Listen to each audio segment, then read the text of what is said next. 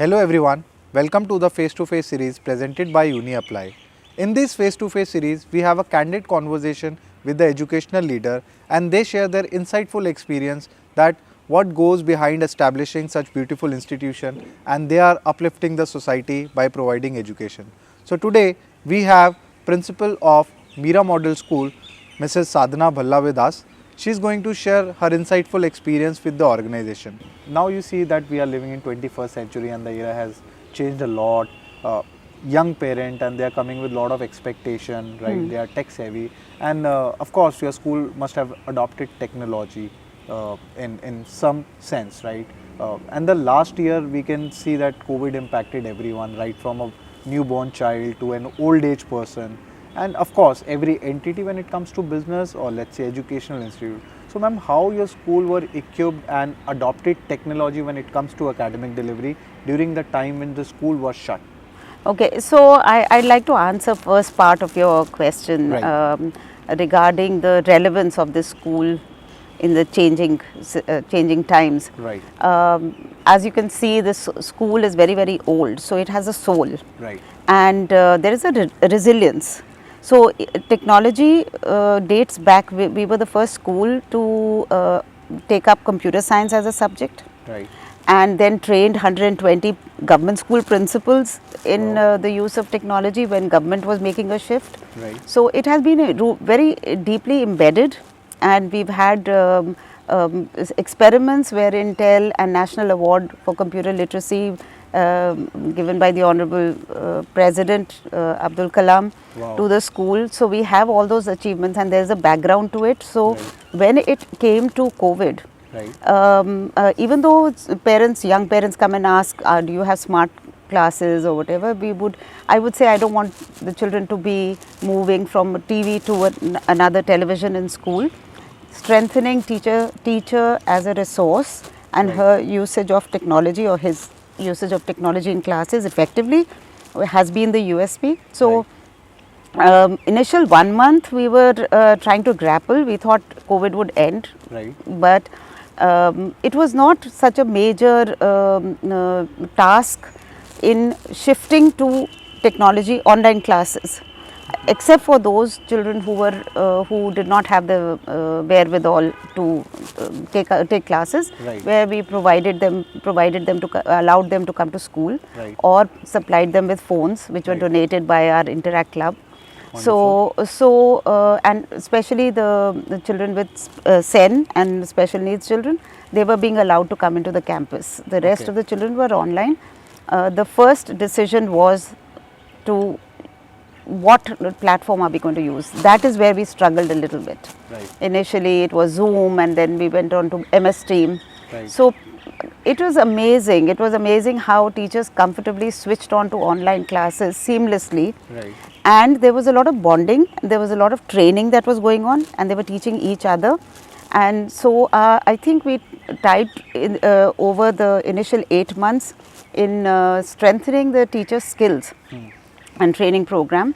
Once it was decided that MS Team was what we were going to use. Right. And we've just finished one intensive. 11 teachers have attended an international conference Wonderful. on how to use hybrid mode to the best of our abilities. Right. They've become master trainers and they're going to train in the next 1 month all the other teachers on what is available, what tools are available, and how can we make our classes effective.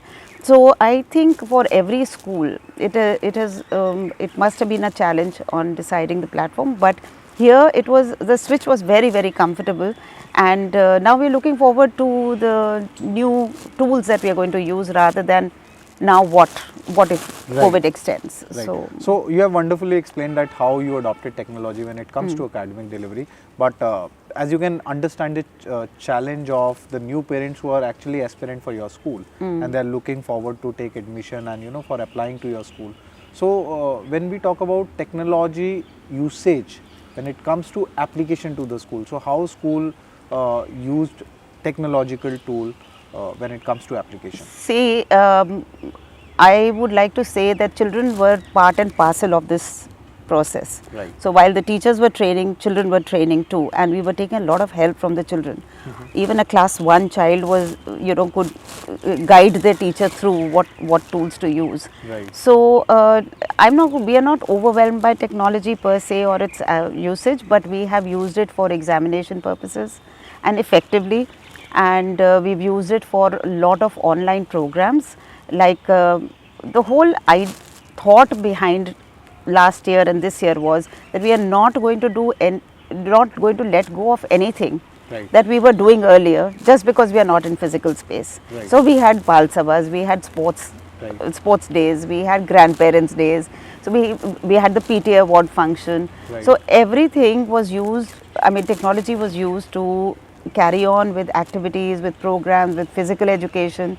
Right. So it was a full-fledged school that was running. Right. So we are very so when the school, when suddenly the school shuts down or opens up intermittently, we're really not affected. I think we are doing quite comfortably. Right. So when the very fact that the school was the first rainwater harvested school in the city, Right. after the president's estate. Right. So and it is solar impaneled and it is green, and every child is adopting a tree, and there are bird houses which children love to make with their own hands and Right. put them up, and the birds on the campus have been captured in photographs. So what we are trying to do is, and this is a herbal garden where we are sitting at the Right. moment. Right. So there are connections with the roots of this particular piece of land which are ingrained in the children, and we are hoping that, and there has been a systemic change because children have lived this sustainable life, and they do go consciously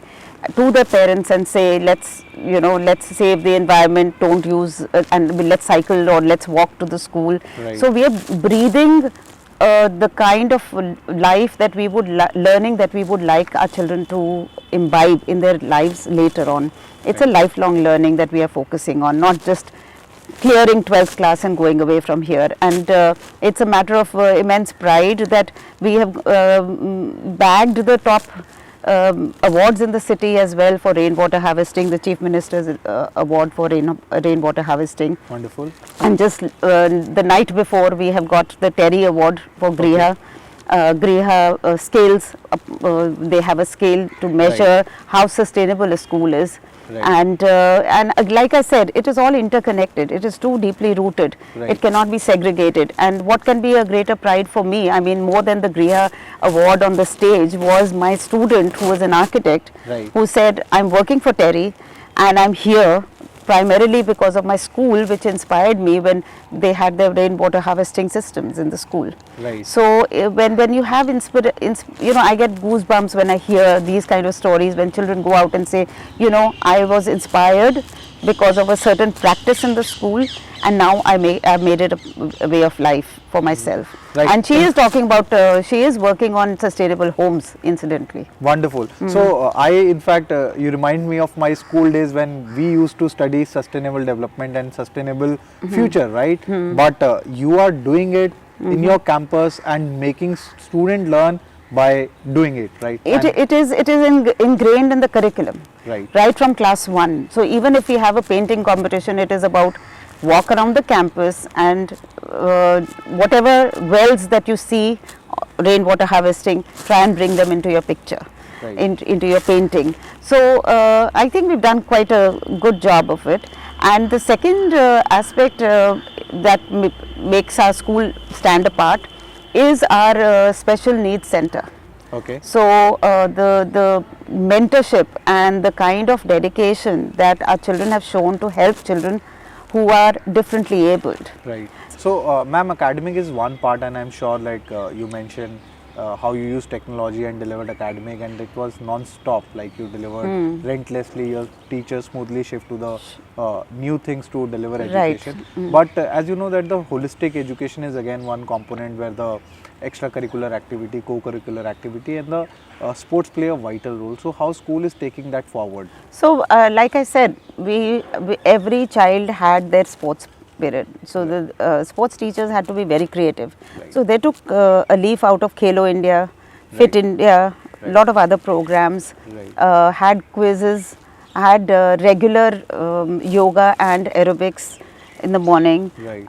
So weekly programs carried on. The sports period also carried on, and sports days also carried on.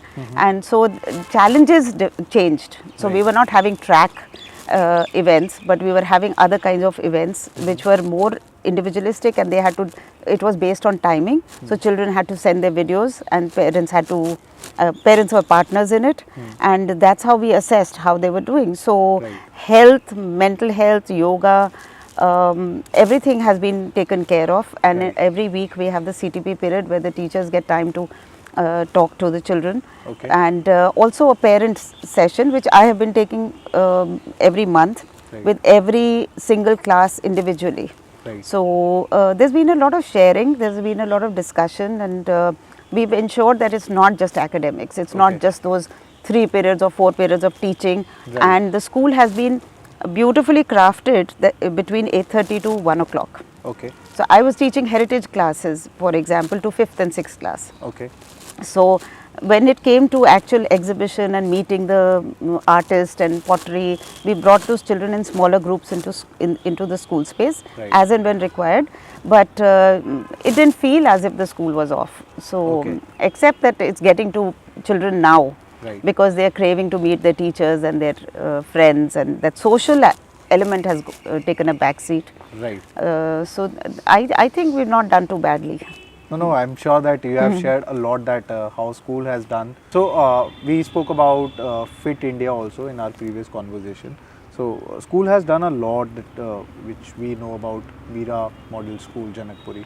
So would you like to mention some of your key achievers of the school in the sports area? Yes, I would be happy to tell you that 7 children were in the top national ranking in Delhi University for volleyball. Wow. And they've all got good placements. In fact, one Aurobindo College, because of the coach, Right. the best coach being there, all the boys have gone into that. Our girls have gone to LSR and Gargi and JMC. Right. And the gymnast that we had who went up to the level of Khelo India, Okay. and he's gone to England now to do sports management. Right. And we had a volleyball player who was also in Khelo India. He's got a scholarship, and he was in the international games. And important mention would be our star kids. One sixth grader who went to China Okay. for rock climbing. Okay. And Ritika Rawat, she is now doing sports physical education graduation from Delhi University again. She has been our international star, represented us in Italy and all the major international rock climbing competitions. And she continues to pursue rock climbing, and these walls are a testimony to that. Wow. That's Because the first wall in the country came up here, wonderful. and the first international competition happened here.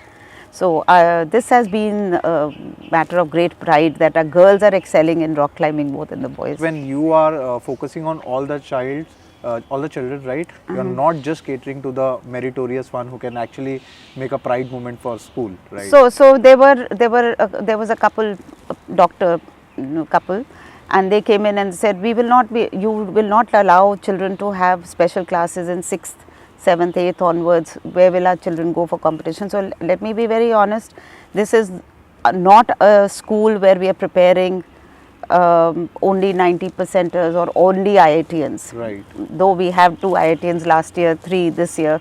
Right. That is there, and lots of children who get into medicine. Right. But we want to strengthen our children to being very sensitive and caring students who will contribute Right. to the bigger world. So our community service is very, very strong. Right. And the Interact Club is doing very well, and otherwise also there's such a strong sense of community where I don't have to struggle when the special needs children are taking board exams. I already have volunteers who want to be scribes to them. Wonderful. So I think we are doing well in terms of inculcating the right values and gratitude. And in fact, if I could have shown you, we have these time capsules where Okay. children have each outgoing batch has left their vision that we will come back after 25 years and we'll make that vision come true. By that time, we would have settled down in life. So, Right. giving back to the school, giving to the community, Wonderful. makes it a different school. This makes really different that you are making people to contribute to the society again when they are back from their profession and they are going out of the school. So it was so much to learn from you, ma'am, today, and thank you for such candid conversation with us. Thank So today we had Mrs. Sadhana Bhalla with us, and ma'am shared a lot of her experience with us, which will help you to make decision, which can help you to know better about Mira Model School, Janakpuri. And with this, I am Ritesh Chawla signing off. Thank you.